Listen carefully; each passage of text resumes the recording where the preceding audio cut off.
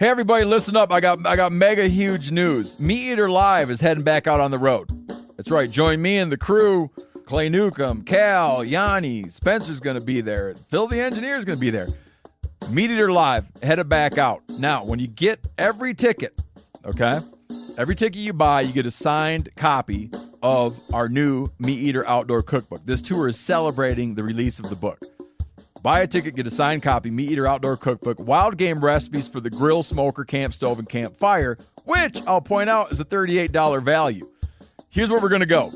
April 23rd, the Mesa Arts Center in Mesa, Arizona. April 24, the Balboa Theater in San Diego. April 25, the Grove in Anaheim, California. April 27, the Crest Theater in Sacramento. April 29, the Union in Salt Lake City. April 30, the Egyptian in Boise. May 1, the Wilma Theater in Missoula. May 2, the Bing Crosby Theater in Spokane, Washington. May 4, Revolution Hall in Portland, Oregon. And May 5, the last day of the tour, Pantages Theater in Tacoma, Washington. For tickets and more information, visit the events page at themeateater.com. Hope to see you at the show. Hey, this is Tyler. And this is KC. And you're listening to The Element Podcast.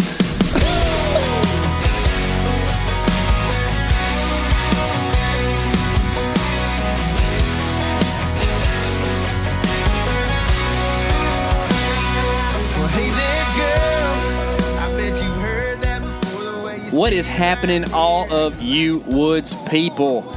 I know the woods are a little bit less leafy these days, but that still makes them the woods. I hope everyone is having a terrific December, because it's a December to remember, to tell you the truth. We didn't win any cars from Mercedes or anything like that, but is it Lexus or who does that? I don't remember. You know, I pay so little attention to those commercials. It's not even funny. I don't even watch them, but I remember the bows on the cars. I think it's Mercedes. Anyways. It may be Lexus. I think I watched an SNL skit about that the We're other day. going to give y'all a free advertisement, because I know none of y'all are actually the type that are going to buy those type cars, so we're going to name drop them. Anyways, guys, Merry Christmas. Merry Christmas. The Element crew. Remember that this is a time that the whole world celebrates the birth of Christ. It's a pretty cool time, to tell you the truth of the matter. But we've been out doing some public land hunting here in Texas. Been really on some deer, which feels good, to tell you the truth of the matter, because we spent a lot of Decembers in the past that are not to remember, because the deer are hard to find. But this year's been, I done forgot all those. If you really want to see some of those episodes, go watch. Just search Public Land Chronicles on YouTube, and you'll see how terrible things were in the past. But alas, we have gravitated up to better things. But first, there's a couple things that Tyler and I want to tell you about. Okay? Housekeeping matters here. Do not hang that do not disturb on your door, because we got to talk. So we are doing a extravaganza, egotistical, ignoramus giveaway here at the old Element. Okay, so seriously though, guys, you've probably heard us talk a little bit about this, but we want to make sure you know about it.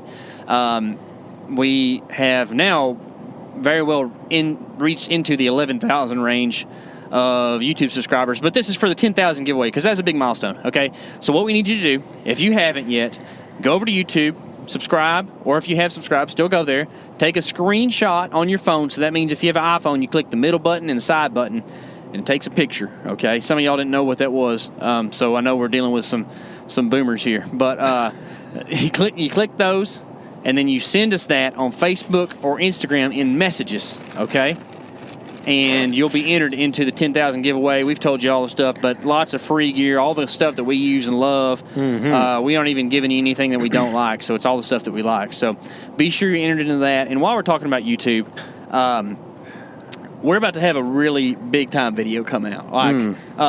I feel personally pretty big time, because KC doesn't get to make the YouTube channel Killing Big Bucks as often as Tyler does. So this one's for me, guys. Dude, it's the coolest video, dude. I put it together, recently, and just got to watch it and all, and It is just the best, man. I'm going to be posting a teaser for you guys of this thing on social here pretty soon, and you are just going to be fired up about it. I'm pretty pumped, dude. I haven't watched any of this outside of my camera screen. So, I haven't got to see any of it large, and I'm pretty excited about it, to tell you the truth of the matter. I've kind of been holding off, Dude, speaking of large watching, I'm gonna buy a large TV for my house. I'm excited, and we're gonna never really cared or wanted one really too much. Yeah. But I'm like, dude, because when I watch stuff on my computer as opposed to my phone, it's like so much cooler. Oh. And I'm like, dude, TVs, you can get some cheap TVs these days. Yeah, man. dude. Give me a 70-incher. Let's do this dude, thing. you can get a 70-inch 1080p TV for little or nothing. I know, man. And who needs 4K?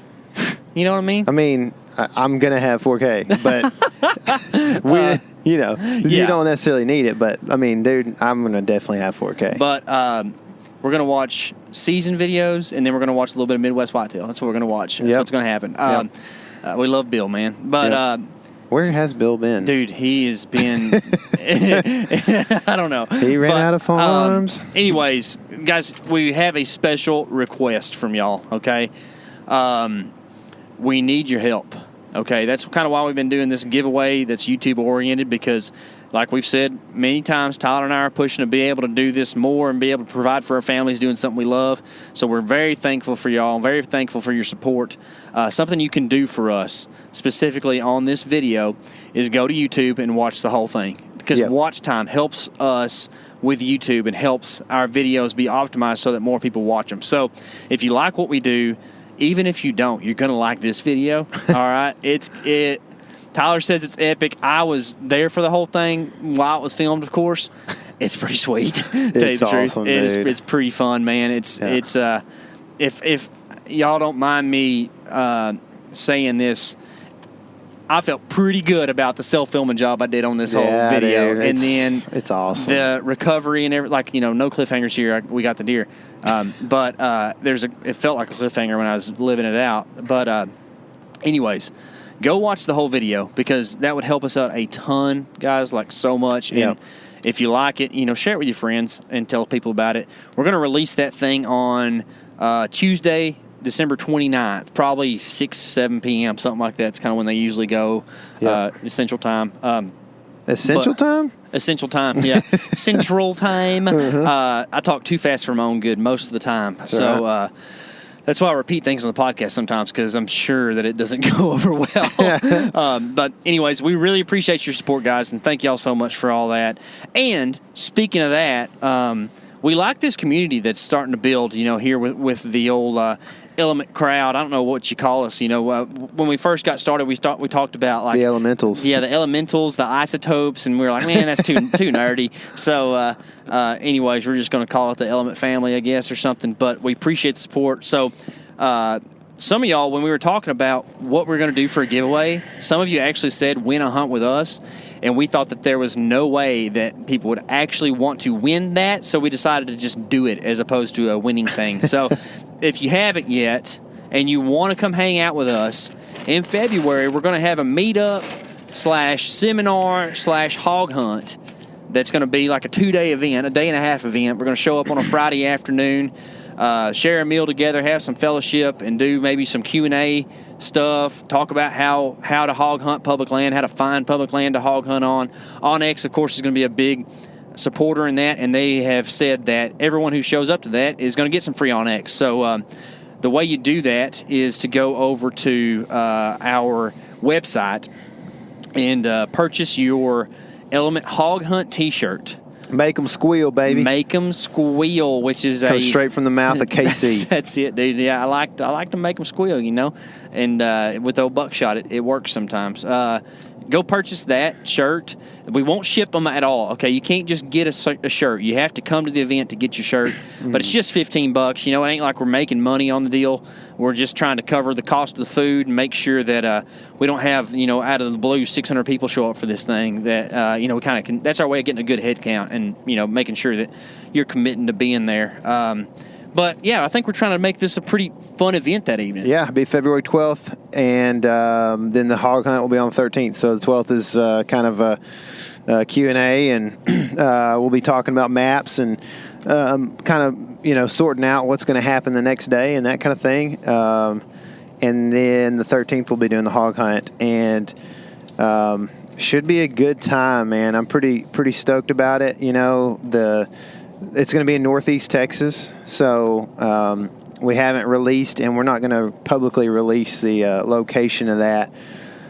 You'll get that location. There's been several people that have already signed up for this thing, and we haven't released that location to them yet even. Yeah, but so we're going to soon. We're going to send that stuff in an email. That's kind of the email, idea. yep. And So that way, like KC said, we don't.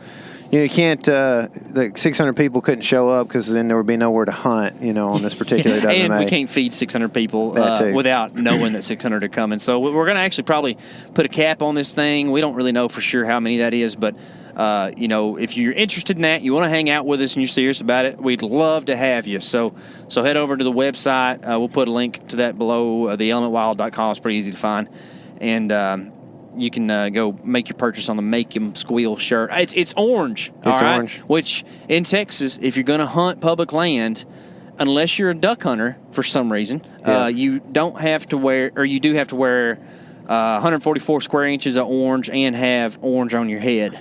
Isn't that odd? That you can just it's even actually be 144. a duck hunter. Yeah, it is. It is. It's a square root. Right? Yeah. I find it odd that if you're a duck hunter, you can just walk anywhere on public land. Doesn't matter. With a firearm. With a firearm. While bow hunters are required to have orange on. Yeah. And Tell me this. in a lot of cases, no firearm on them. Yes, in most cases. You have to have a LTC to have a firearm on you on Texas public land. So let me ask you this. What if you're doing a combo hunt and you are in duck hunt mode, and then you decide to deer hunt? Do you have to then whip your orange out? Also, in Texas, it's legal in most places when you're hunting any type of game. If you encounter wild hogs, now check the books on where you're at. Don't trust me, but if you encounter wild hogs, you can shoot that hog. So does that mean that you don't have to wear orange if you're duck hunting and you shoot a pig? Sounds like it. Sounds. You know what else loopholey. is a weird loophole? What's that? that? You and I have encountered before is go squirrel hunting, walk down a creek, see some wood ducks, and all of a sudden now I need steel shot. Yeah. And you bring steel shot, but what happens when that game warden checks you and goes, well, you got lead shot in your pocket? Mm-hmm. Do you get in trouble for that, or do you go, I was squirrel hunting until I saw those wood ducks? I guess you better just inform your game warden what you're going to do beforehand. I guess so. Guys, I'm sure they would love for everybody that's going to be at the WMA to call them that morning.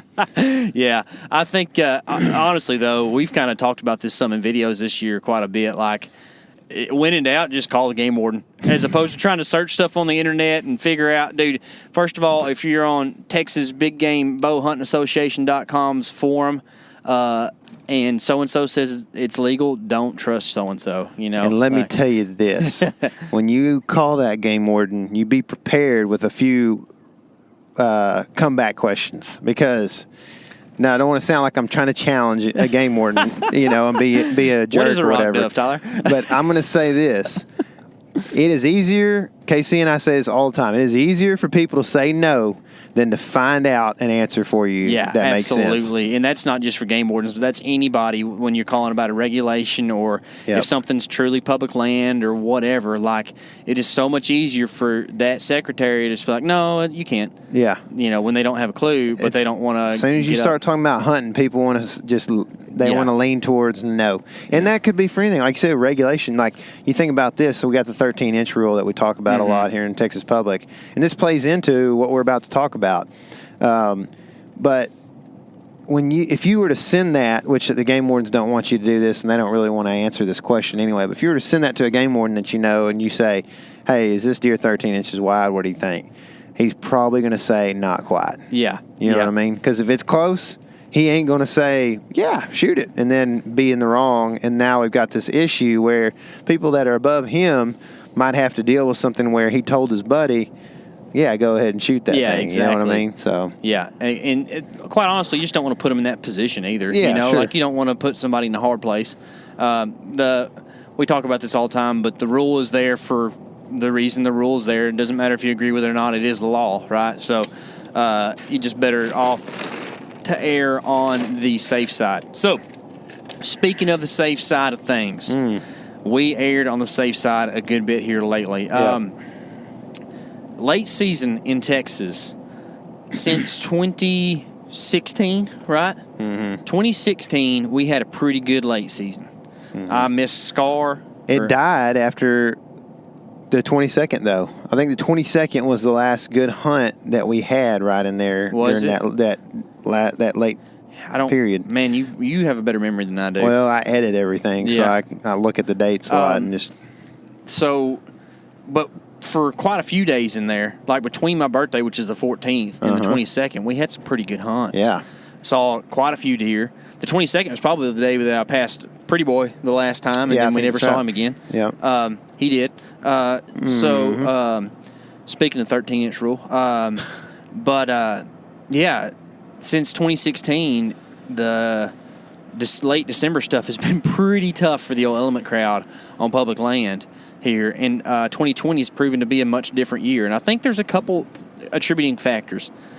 We had a very droughtful fall, which is a fun word I made up, but it was very droughty in the sense that there was not a lot of precipitation in September or October, and even in November. I bet you we were behind on all those months for our monthly rainfalls that we usually get. So that means that the winter rye didn't come up too much. And you combine that, which wild rye, whatever it is, it's, green winter cool season grass. You combine that with the fact that it was maybe the poorest acorn year I can remember, at least it was. on any of the places I've been. There's a few water oaks that put off, but otherwise, dude, no acorns. The post oaks didn't drop a single acorn. The red oaks on my property didn't. And last year they were the ground was carpeted. There was more acorns than the hogs, deer, and squirrels could put down.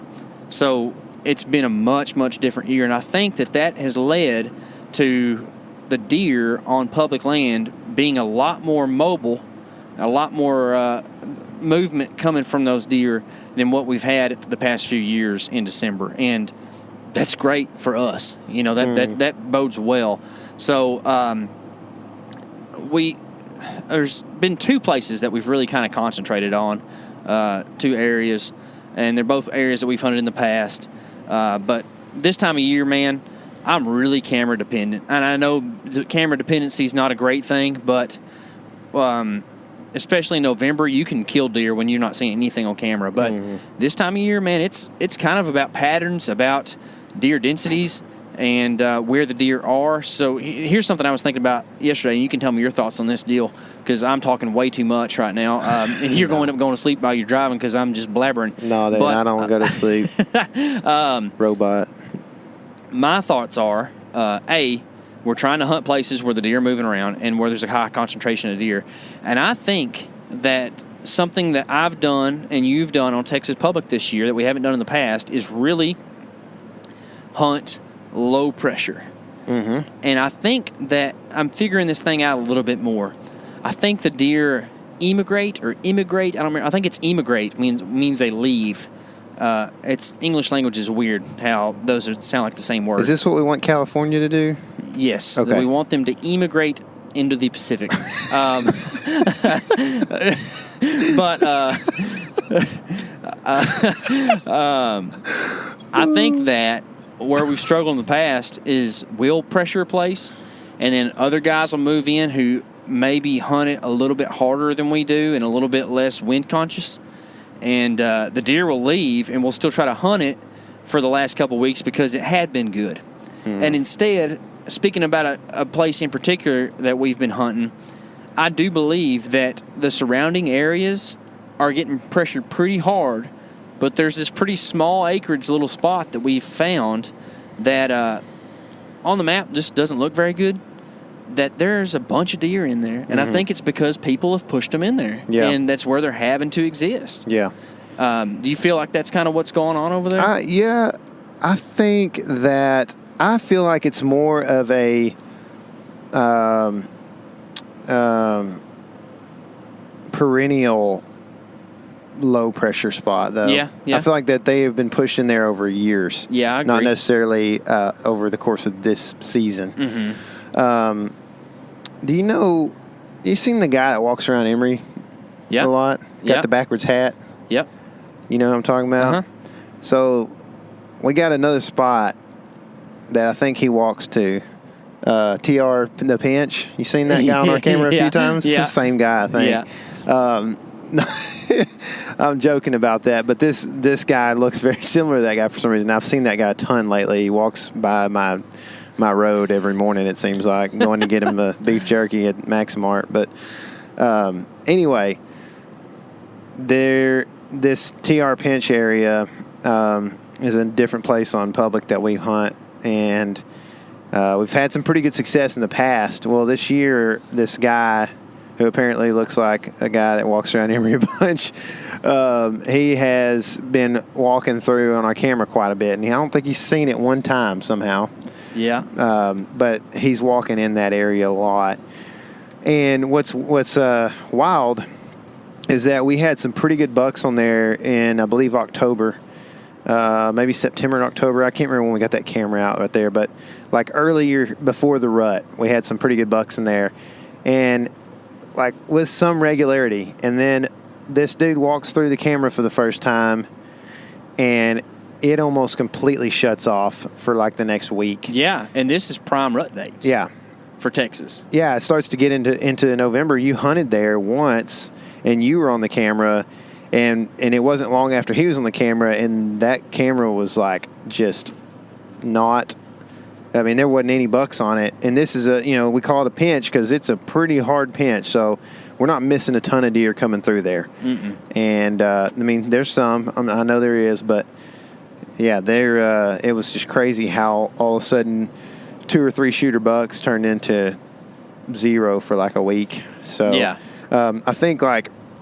That you see that a lot in these areas where you have either annual or perennial soft spots that all of a sudden get infiltrated, and those deer are not very tolerant of that, which is, I don't know. It's a weird thing, man, because but I do think that there are so many little small soft spots mm-hmm.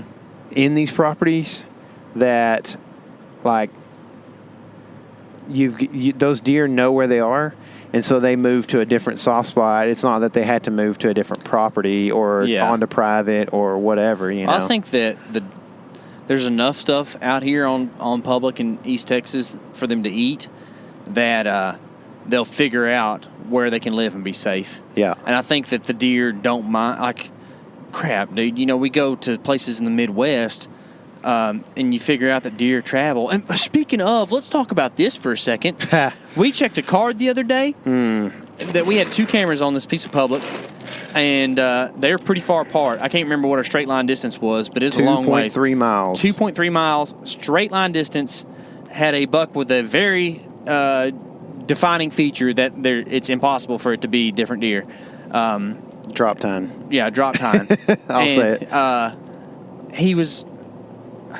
I mean, it was like a month, right? But that deer was 2.3 miles away straight line distance. Yeah. More than likely, this deer covered 5 or 6 miles to get to this camera. Pretty much crossing the interstate. Yeah. Insane, dude. Like, I can't fathom that happened. So, that goes to tell you those deer don't mind doing some traveling, right? So, they're going to find a soft spot, and this time of year, they've got 16 hours of darkness in a day, right? Something like that. Or, the longest day of the year was recently, wasn't it? 14. Or shortest, sorry. Yesterday was the shortest daylight period, 14 hours of darkness. Like, that's plenty of time for a deer to go somewhere and find something to eat and then go back home, So they're traveling a lot. Yeah. Anyways, and your point about the food thing is also a good point, because I feel like that... It's not that, and I feel like it is like, I mean, your point was that, they can find food just about anywhere, but it's also, in the same kind of manner, like there's not better food in other places. Yeah. You know what I mean? It's like, We don't they live can in scratch ag out a country. living everywhere, but they also can't really find it. Like, there's not some farmer that's 3 miles away that they could go all of a sudden live on that left their corn standing. You know what I mean? Like, that's just not what it looks like around here. They're going to be eating greenbrier and ryegrass out of the ditch, you know? Yeah. Out of the road And ditch. just eating dead leaves and stuff. Yeah. I mean, deer around here are tough. Bodark. Yeah. So all that to lead up to the fact that I went in and checked a camera. I did a public land hang the other day and checked a bunch of cameras and found this camera was the one that was hot and didn't have any humans on it and had quite a few deer. And it's a DMA, which we've talked about quite a bit. If you don't know what we're talking about, check out the public land hotspots videos. We'll put a link to that below. But a DMA is like a situation where it's kind of a pinch, kind of a hub. It's just a place where deer spend a lot of time.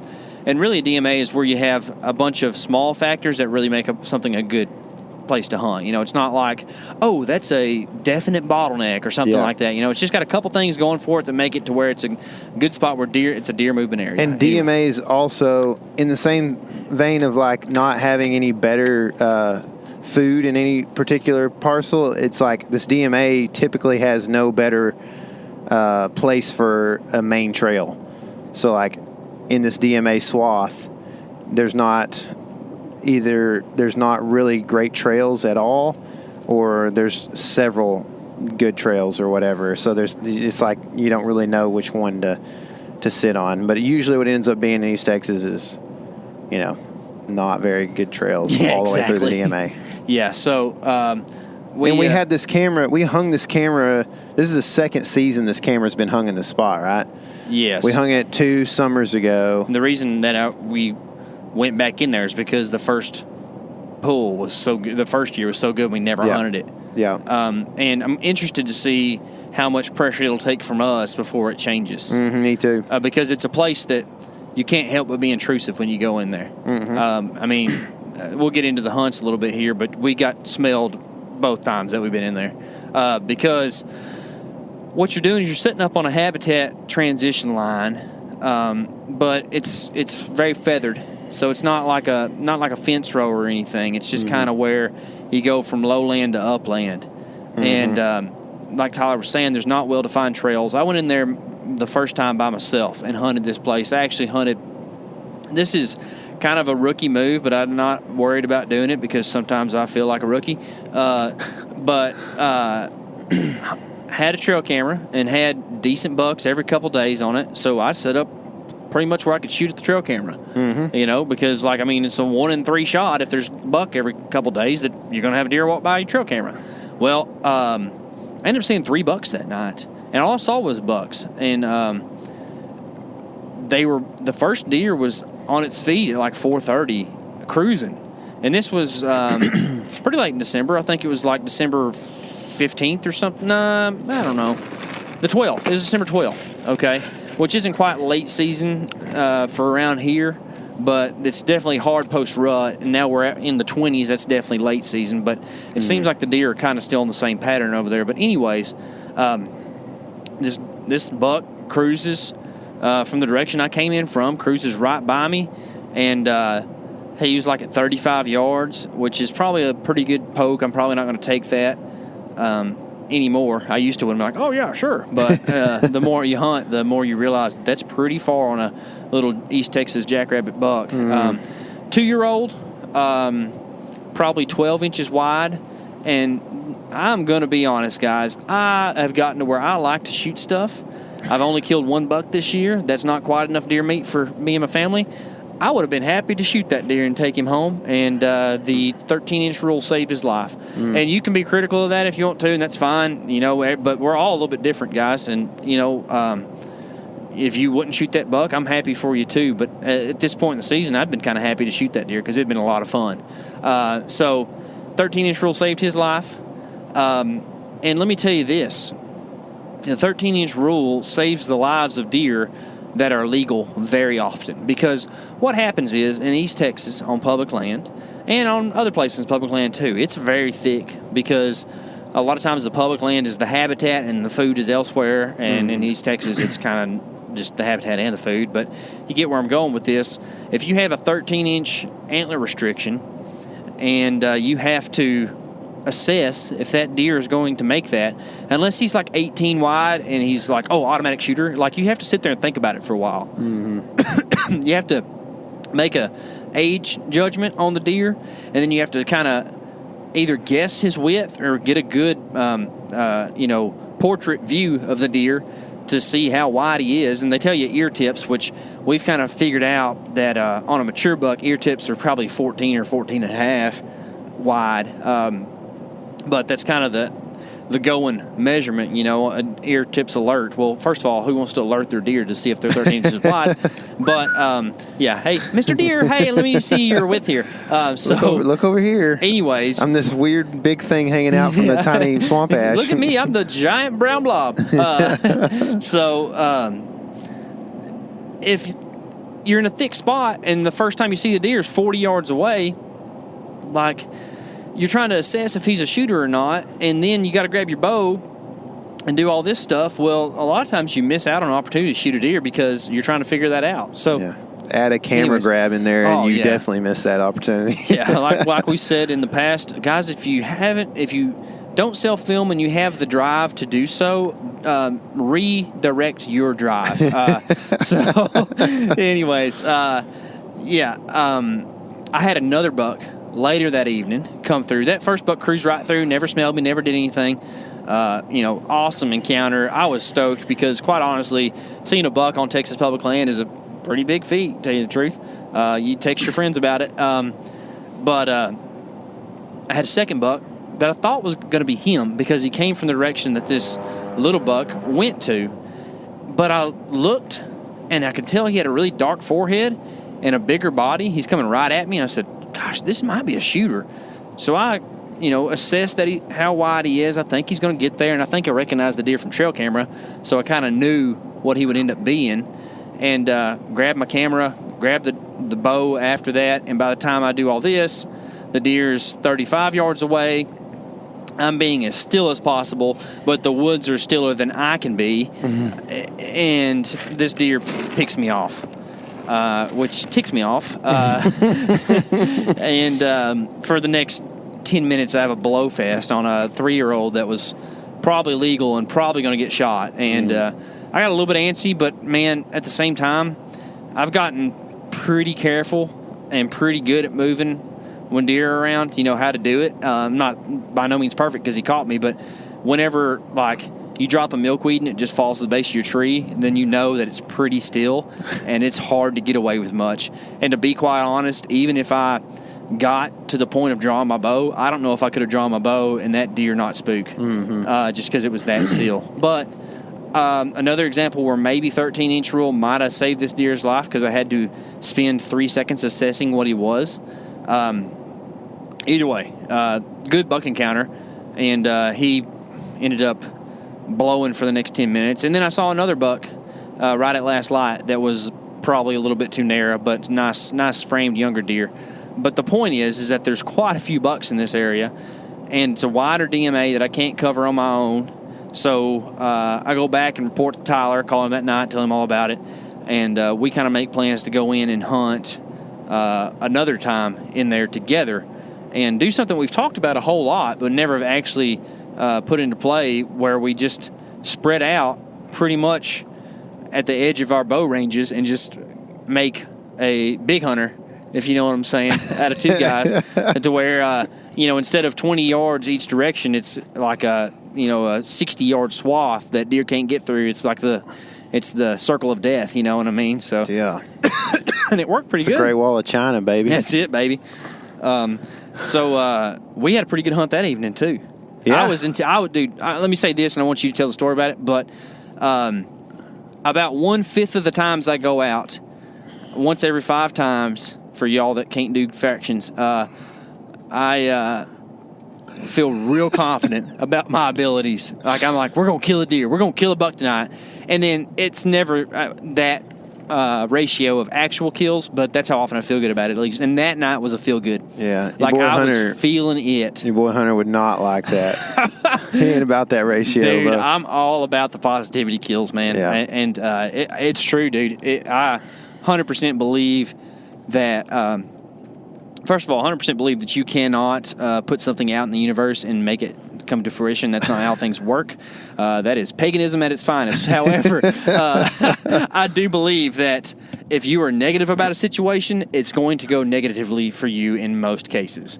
So you might as well be positive about things, and when you're positive, you make good choices, and good choices lead to good encounters. There you go. Yeah, there you go. My soapbox. Yeah, so that night it was a very still night as well. Yeah. And I hadn't never been in there to attempt to hunt. Things looked a lot different than when I've been in there scouting and that kind of thing. Yeah, you'd only been in there in the summer, really, huh? Yeah, I checked. I pulled the camera last year in January, I think. That was the one that we were like, oh my gosh, I can't believe we didn't hunt there this year. I hate those. I just They're ran so much in there fun. and grabbed the camera. You know, Yeah. like I was not paying attention to anything. At that point, we didn't know the potential of this place, really. We just went in there and scouted it real hard one day in the summer and got so tired and hot and tired of not finding, definite sign at a decent distance from the truck that we decided to just throw the camera up and ended up making still a pretty good decision, apparently. So anyway, we went in there and K.C. kind of shows me what's going on. We get to the camera and where he hunted and where the bucks were coming from and stuff. So I was like, okay. And basically on this transition line that K.C. was talking about of cover, it is like a feathered transition. So kind of to explain it, it goes from the upland of and I don't know if like the upland is just coincidentally has like fewer trees in it from like some kind of cut or something like that, or what is going on exactly. But it almost appears that there's a few less trees in the upland stuff. So it goes from this upland, lots of CRP, groundsel bush, cedars, some bodarks, and kind of a few trees mixed in, hackberries and that kind of thing. And then also a lot of poison ivy, which is definitely a summer food source for them. And we have trail camera footage of them in the summertime in this area. Down. Yeah. So it goes from that, and it transitions slowly over into a lot more bodarks with less underbrush, less grass, less poison ivy. It starts to become lowland, floodplain type stuff, the very edge of it, and then eventually transitions into, and this is all mixed with everything that I'm talking about right now, other than really the grass goes away pretty quickly, and then it starts transitioning into ash trees, hackberries, elms, bodarks, and then that transitions into probably more like just kind of big river bottom ash type trees, right? Yeah, some hardwoods down in there somewhere too. And further on down hardwoods, and so lots of kind of just what most would deem worthless river floodplain type trees, and they're all like probably 30 to 40 foot is about as high as any of them get. So, that's the very top of the tree. Yeah. You know what I mean? And so that means that if you're going to actually hang in the tree, like 12-foot max kind of is the height. I mean, there are a few trees you might could get to 15, but the issue is that this is floodplain, so you've got a million trees growing in there. Yeah, the density of trees is like and some of y'all who hunt like thickets or clear cuts might know what we're talking about, but like whenever there's a trunk every 5 yards, that means that the higher you get, the less shots you have, and that means your shots are getting closer and closer. So if you're anything above like your platform being at 8, your shots are 20 yards and in, unless there's a weird clearing. Yeah. And quite honestly, I don't want to walk around that much and find the perfect tree as opposed to just hunting the tree that's on the sign that I want to hunt and deal with 15-yard shots. Because the good thing about 15-yard shots is it's harder to miss or harder to mess up. Sure. Yeah. So that's kind of the issue you run into. So, I end up putting my platform at about 7 foot. this particular tree, I could have gotten quite a bit. I mean, I could have definitely doubled that, but I just wouldn't have had any shots other than 10, 7, 8 yards in, pretty much. So it's difficult, especially when you're talking about hunting a DMA, to limit yourself to 15-yard shots. Yeah.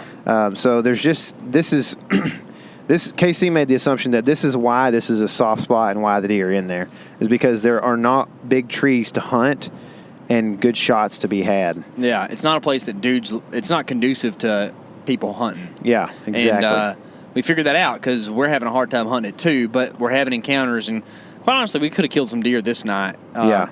So I couldn't have. Yeah.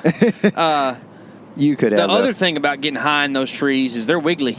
Yeah. And the higher you get, the more wiggle you're going to have, We've decided that we need like a 20-mile-an-hour wind to hunt this place. If we get a windy day, it's going down over there. So. And we might even got our buddy Hunter talked into going over there with us one day just to make the Great Wall even greater, make the Great Wall great again. Yeah. So that's what our plan is. Yeah. So this place is, it's challenging to hunt, and people are sitting here screaming, "Well, just get on the ground." Well, it's river bottom floodplain, so there's not like brush. You're gonna look like a black bear on the ground. The best opportunity you would have from the ground would be to get into like a multi-trunked boat arc or something. Yeah. And put a few limbs in front of you or something. And you're still going to stand out, man. Dude, you're just going to stand out in there either way. So I think what the idea is for us in the future, going forward, is using the old rod white trick and putting some paracord to some of these flimsy trees and just opening up a couple of 30-yard shots from a 15-foot platform. You know what I mean? We've also talked about doing some ground blind stuff too. Yeah. Because just leaving an old cheap ground blind in there. Leaving it in there for whatever's the legal amount of time, right guys? Not the 2 years that you find. Like sometimes you'll find the frame of a ground blind and then some tattered cloth, and you're like, oh man, that's quite the thing to leave in the woods. But I am 100% convinced that at least in this part of the country, you can't set up a ground blind and the deer be cool with it within a couple days. Yeah. Like it takes them a little while. I don't know what was happening in my property, but it took me, I didn't see a deer for 4 hunts after I set my ground blind out on my property. They gotta get used to it for sure. Yeah. I know that there's some hunts, especially like in South Texas and stuff, where people just pop a ground blind up and shoot stuff, and it's like, man, well, everything is the round same, and short, round and short, and same color, pretty much. Mm-hmm. So the women and everything, round and short down there. Oh, that's a good one. But so anyway, I'm set up in this tree about 7 foot. My platform's about 7 foot up, and I kind of. I assumed deer were going to come from a direction that was about probably 20 degrees off of the direction they ended up coming from. And so what I planned on doing was setting up behind, I'm in a saddle, so setting up opposite side of the tree from where I thought the bucks might come from. And I was thinking they were going to come down this transition line because I was hunting very close to the transition line in case he was hunting further off.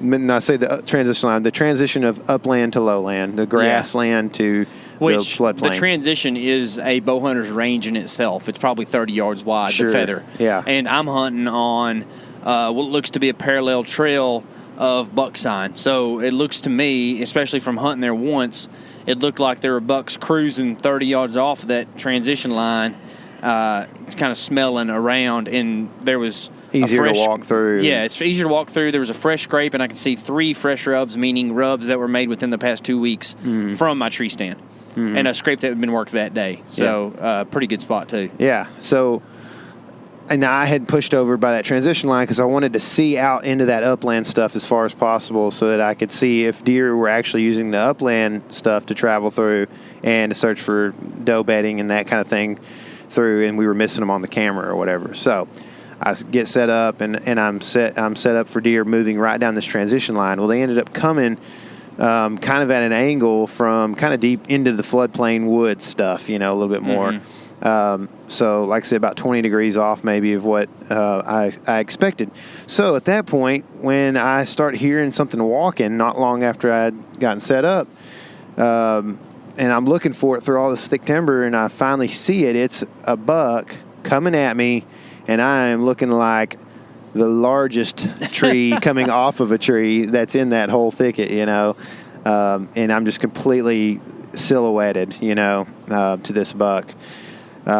Anyway, he's coming at me, and the first thing I think, like the first thing when I see him, I'm ready to, you know, I have to grab my camera and get it on him, but I'm like getting ready to grab the bow next because this deer is maybe even the buck you saw the first time around, you know. Like, which I actually saw a buck before all this happened too.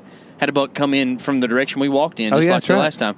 And it's pretty much like getting my camera arm set up at, you know, 4:15 or whatever it was, and there was a buck already in here, and he got to like 25 yards and then smelled me, I think, but he didn't get real weird. He just kind of left. Yeah. But anyways, that's back to your. So this deer's coming in, and dude, it's like I finally see him. By the time I get the camera on him, he's at 30 or more or less, and before I could even go to grab a bow, like you said, it's real still and just hard to move at all.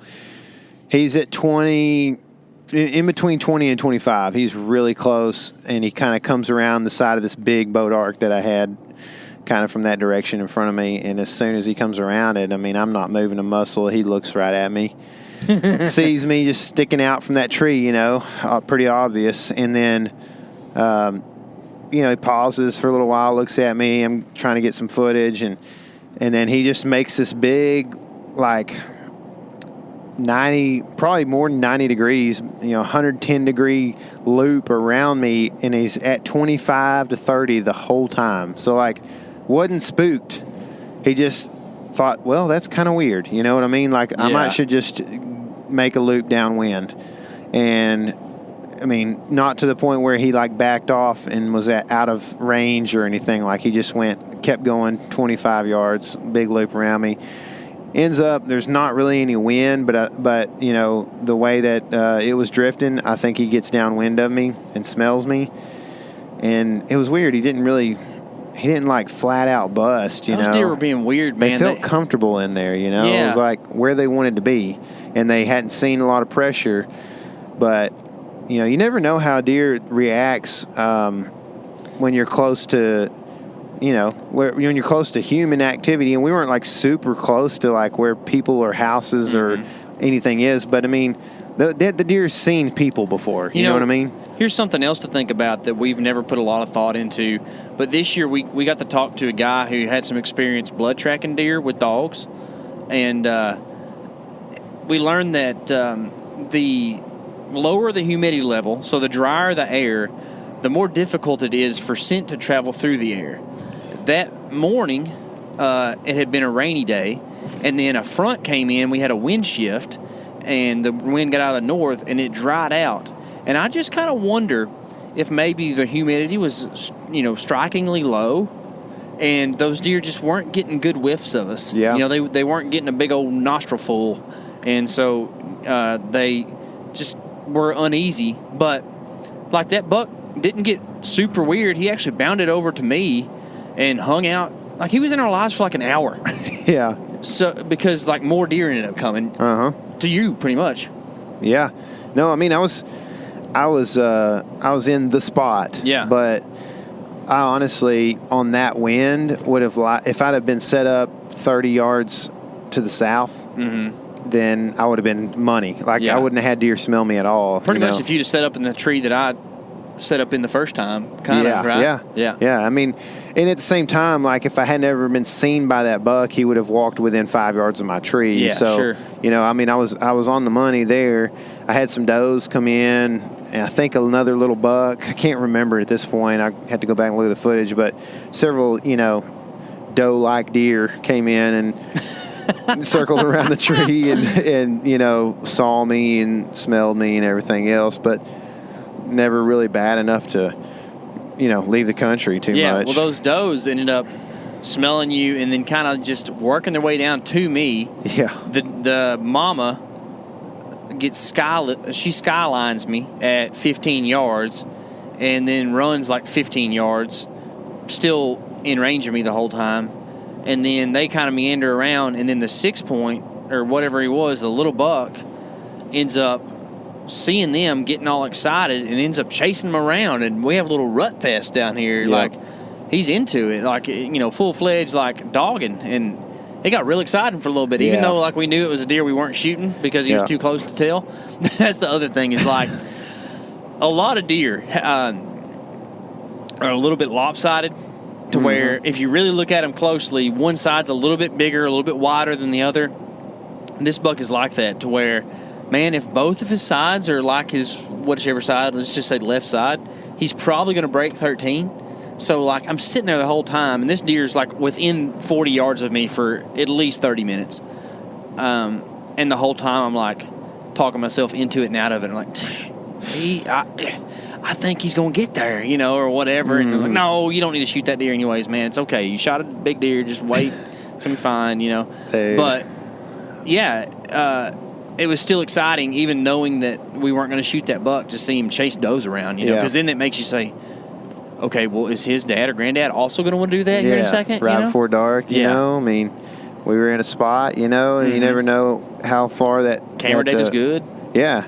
And you never know how far on a quiet day, the sound of deer running around is going to travel to another deer, man. I've been thinking about that. Actually, we're actually headed back from hunting a piece of private that our buddy Hunter has, and he invited us down to do a little hunting and just hang out, just maybe a little bit of something different country. But anyways, I was sitting there in the tree stand, and it was quiet, crunchy leaves. I'm like, man, nobody ever talks about this, but what if you got down on the ground and just got you like a couple hoe handles or something and made the sound of four legs quite a bit in the leaves, and like sounded like a deer running around? Like, what are the odds that would work as good as rattling on November 17th? You could coin the phrase "just rutting around," just rutting around. Yeah, just rutting them in. That's what I'm going to do. I think it's a thing. But so the big boy didn't come back. It didn't come in that night, and we're scheming, trying to figure out if. And this is a tough thing to do, especially this late in the year, where that deer probably are slightly patternable. They're probably not doing too much different. And now in Texas, especially East Texas, that's not always the case. Like bucks don't have daily beds. I just do not see it at all. It's just not a thing here. This is, we'll talk about that in a second. But we're kind of trying to figure out, can we still hunt that and maybe shoot a big deer there, or are we going to have to push in or adjust where we're setting up to find the big buck that lives in that? There's a couple good bucks, shooter bucks in there, but are we late enough in the year that they're just not quite getting to you in daylight there? Do we need to move? So what we assumed was where we were at was staging, going to a food source that evening, and we assumed that because of how the deer acted. I mean, I had those does. When those does showed up, dude, they wanted to just stand there for forever, like eating even before I spooked them or whatever, just chilling. Yeah. So I mean, I think they were just like right before they got to the transition to the upland stuff, and then further out into food sources and stuff. I think they were gonna just chill there for a little while. So the question is, like you said, is this staging not where the big boys are going to be staging? Are they going to be staging further back in? And that's the question we've had. You actually had a buck, I think, right at dark. I tried to spotlight for you. Yeah, there was I had deer like 30 yards, like right at last light, probably just after shooting light.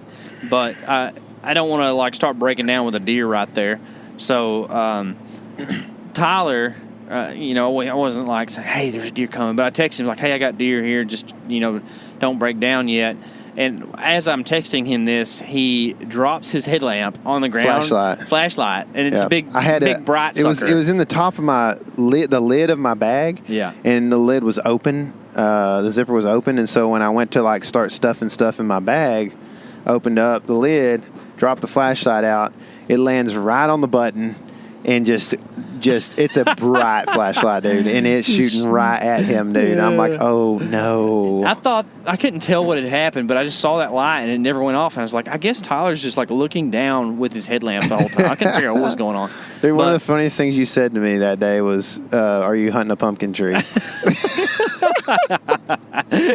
You look like a pumpkin over there in your orange. Yeah. What was funny is, yeah, we'll leave that for another time. Deer in the ditch. That's what we've been seeing the whole time on the way home. Spooky dogs. They're way tinier here. They are tiny. So, what was I going to say about that property? A couple takeaways is we think we're going to need to hunt that on a stronger wind. We're really kind of waiting on that. We don't want to get in there and booger it up too bad on not as good a hunts, because there's a good chance to actually kill a good buck in there.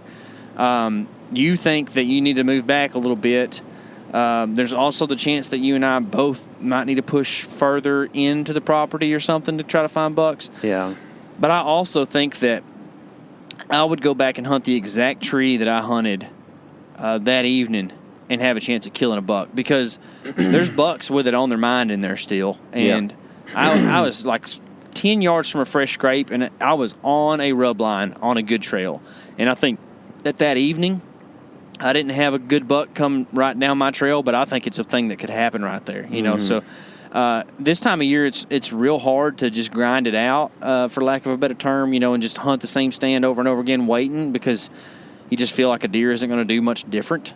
But our rut's weird here, like there's still plenty of does that are coming back into cycle right now, or coming off of it or whatever, and there'll be does in January and even into February that are not bred. And quite honestly, most of the WMAs around here have so much pressure that I do believe that the buck to doe ratio is pretty skewed towards the heavy on the doe side. So there's probably a few does that aren't getting bred. We don't have broken tines very often where we're at. We don't see a lot of that type of stuff. You don't ever hear deer fighting in the woods. Rattling doesn't work very good. So you just got to imagine that these bucks aren't in high competition for does. Therefore, there's some does that aren't quite getting got to and, aren't getting bred. So I think there's always a chance of seeing a buck trying to get after does or cruising around, especially on a cold front day. And that's what we're kind of waiting on right now. Not waiting, it's not the right word, looking forward to. But this year our deer season ends on January 3rd, and I just don't know if we're going to get any cold weather between now and then. It's going to get some cooler stuff, but nothing great. Well, so, where we're getting our cool weather is in that early morning, you know, and so, like yesterday, for instance, it was. I mean, the water in my RV was frozen until like noon. Yeah, it was cold. It was cold, which that for Texas, that's pretty cold. But the thing is, it's getting up to like 70, in the afternoons. So it's I don't know if that's like I don't know exactly why that is, because we're not like desert or arid climate here, but the afternoons are going to be pretty warm, it looks like, for the foreseeable future on some of this stuff. I think that one of the things that we really need to talk about somewhat as we're kind of like closing and having some ideas about this stuff is that if you're a guy who takes in hunting media, you're going to hear that in the late season, the evenings are your ticket, food sources in the evening. And that can be the case.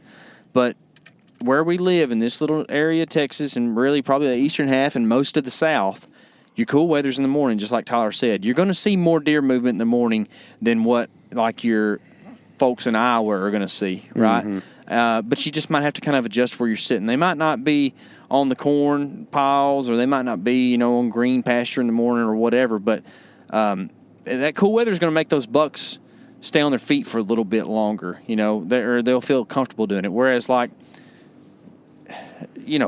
75 degrees, I get pretty hot too, walking around, and I'm kind of swole up like a buck. So I know how they feel, but just don't discount the mornings, guys. And it can be some of the best hunting late season, just because the deer are just a little bit slower to get to their beds. They're moving around, and you can hunt till 9:30 or 10 and it still be pretty cool. So it's definitely worth doing. Now, to contradict that, I went and hunted a different public place a couple days ago, and had a just really great mature buck encounter. Grunted the deer in to 40 yards and didn't get a shot in the evening, and he showed up about 4:50, which is before sunset. So you just never know, quite honestly. But really, hunt when you can, right? Yeah, that's exactly what I was going to say. It sounds cliche, but just hunt whenever you can, because you can't kill them, sitting in the house or cooking supper, which throw something in the crock pot midday, that way your wife's happy, and then, go hunting that evening. And I think that's what we're going to do. Just make your wife cook. That's it. Good luck. My wife cooked last night, and it was tasty, but she makes now don't take this derogatory if you're the kind of person who lives in such an abode, but she cooks trailer house meals, which is like fish sticks, and like last night she made some Polish sausage and some canned green beans kind of mixed up together in a pan with some potatoes, and it was tasty, but it's like on the verge of not being homemade, you know what I mean? Which it's fine. I'm proud of her. She wasn't taught how to cook, so she's trying to do stuff, and anyways, make your wife cook. That's a good point, Tyler. But Christmas holidays coming up for us. Actually, this is probably going to release sometime around Christmas, so Merry Christmas, guys. Hunt with you can is never more appropriate than probably around the Christmas holidays. Do your best to not tick your family off and be there for them during Christmas, but also tell them, hey, guys, we can schedule Christmas for like 11 a.m. We can go hunt in the morning or whatever, and I think that's what Tyler and I are going to try to do, is just hunt a little bit around, the family schedule and stuff, and then really make a hard push the last week or so of our Texas deer season here. So if you hadn't filled your buck tag, it is not too late. You can make it happen. Tyler is Mr. December. 2 years ago, I shot a meat buck on the 1st of January after staying up to midnight that night to bring in the new year for 2019. So, it can be done. Yeah, that's what I'm trying to tell you guys. So, I'm going to be sad when it's over, man. I know, man. This has been a great season. It's it's giving me anxiety for it to come to a close, just because I'm like, man. Me too. Can it get much better than this? I used to cry when deer season was over, man. I hear I'm telling you. We all cry a lot, though. Duck season, especially when I was in high school, I loved duck hunting so much. I couldn't even stand for it to close, man. Yeah. But, by the time duck season's over, it's about time to go throw a blue and black jig on Lake Fork. Baby. Man, that would be fun. I would like to catch a bass, but I seem to not be good at pre-spawn, so I don't know if it's going to happen. Anyways, guys, Merry Christmas. Kiss your family. Tell them you love them. Don't get COVID. If you do, just chill. It's going to be all right. Just make sure you're keeping your loved ones safe, and remember, this is your element. Levite.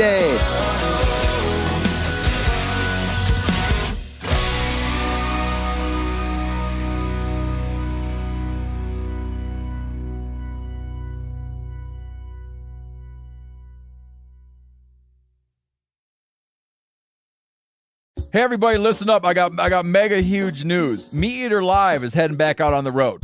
That's right. Join me and the crew. Clay Newcomb, Cal, Yanni, Spencer's going to be there. Phil the engineer's going to be there.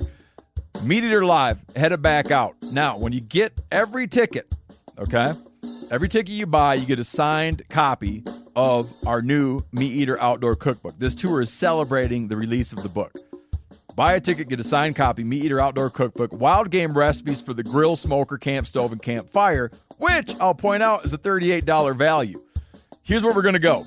April 23rd, the Mesa Arts Center in Mesa, Arizona. April 24, the Balboa Theater in San Diego. April 25, the Grove in Anaheim, California. April 27, the Crest Theater in Sacramento. April 29, the Union in Salt Lake City. April 30, the Egyptian in Boise.